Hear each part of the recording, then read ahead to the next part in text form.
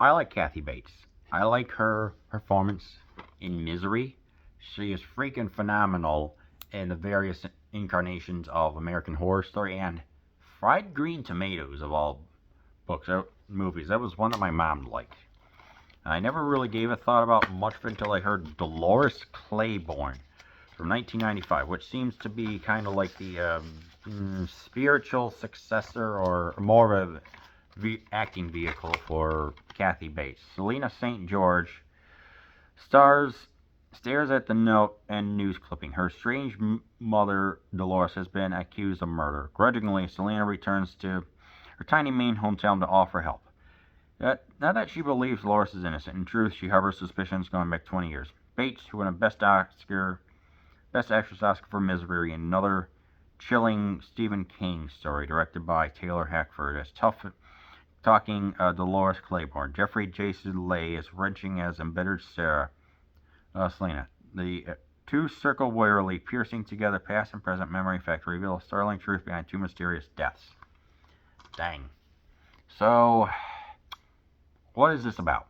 It's about reconciliation. It's about feminism.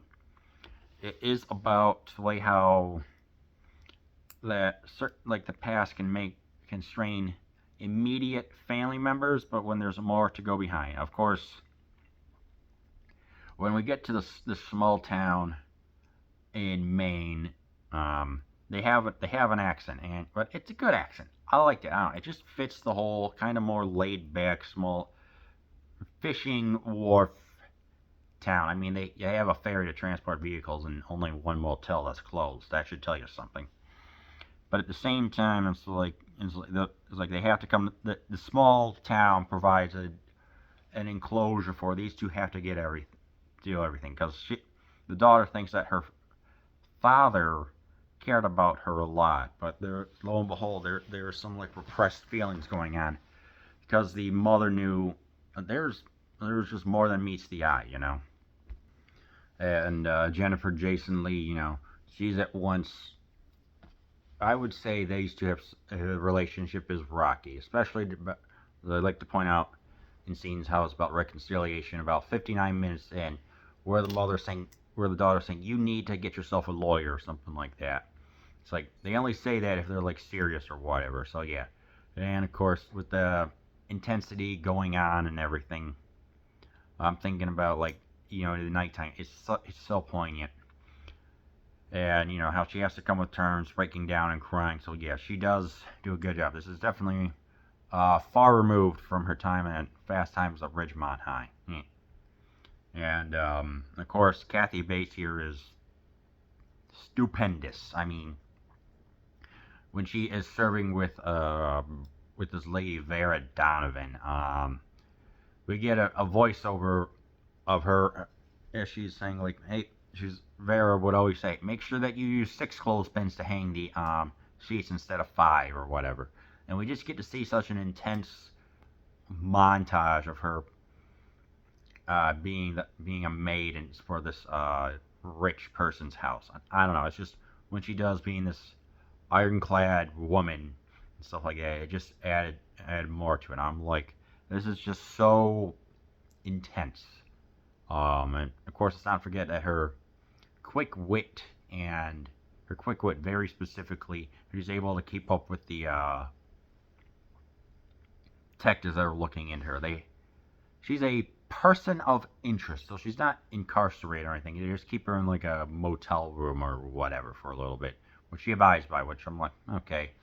So, and of course, the way how she's like, in the flashbacks with the scumbag husband, we get to see her emotional side, crying and being angry and everything. It's just so great. I mean, as I'm watching this, and as I'm watching this, I'm just like, well, she really is putting in like probably the best performance of her life. I mean, Misery is so freaking great, but because this one has to do with more feminism, not tropes, but thing like anyway, has to deal with the way how like saying, hey, you just have to be like this way, or how they're expected to do pretty much the phrase, like, sometimes the only thing a woman has is being a bitch. That's a phrase that's quoted throughout, and it's like, is it empowerment? If that's the only thing that they can do, then I would say yes. But at the same time, when they have to do the reconciliation and have to take care of their husbands that are true scumbags, like Vera Donovan says that, oh, my husband died in a car accident, but lo and behold, that she tampered with the brakes causing an accident, and then because the abusive husband did something unforgivable to the daughter, the Dolores decides to create this trap of acting spiteful, and while there's a solar eclipse going on, manages to put the husband down in a mine, like a little shaft, I guess, mine shaft you could call it.